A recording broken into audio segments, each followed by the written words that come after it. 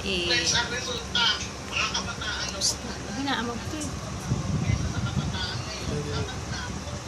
Ayan, kain na kayo mga fish da. Yeah, hey. Okay. Ang gandang, aquarium na may magandang ilaw.